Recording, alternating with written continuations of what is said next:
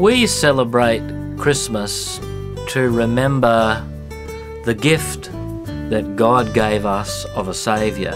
I always like to think about what actually happened, because the baby Jesus was born in an animal stall or a barn, and yet there were both people and spiritual beings that recognized that this was no ordinary baby. They were shepherds out in the field who were blown away by the fact that there were angels, and these are guys that have lived out in the bush all their lives, were celebrating something, and they followed that and they worshipped the baby Jesus.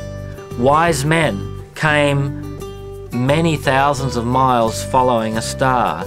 Once again, these are learned men, very intelligent men, and to me what that impresses upon me, that both the really lowly people, just shepherds who a lot of people look down on today, and the most highly educated people of all, both of them came together because of the opportunity that was given by God through the Messiah.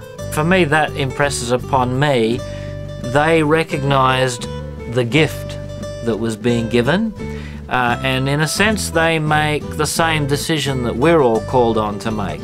We can treat the baby like Herod did.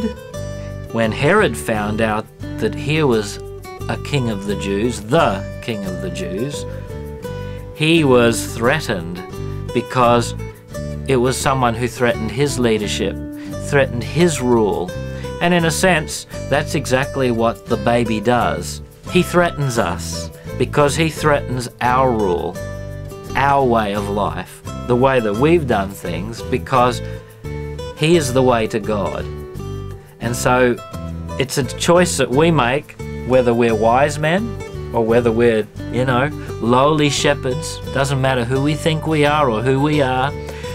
Ultimately, we've got to make that same decision. Herod rejected Jesus. The wise men and the shepherds accepted that he was the way that they could have a relationship with God, and took it. And that's the same decision that each of us make in relation to Christmas. And so that's really what Christmas means to me.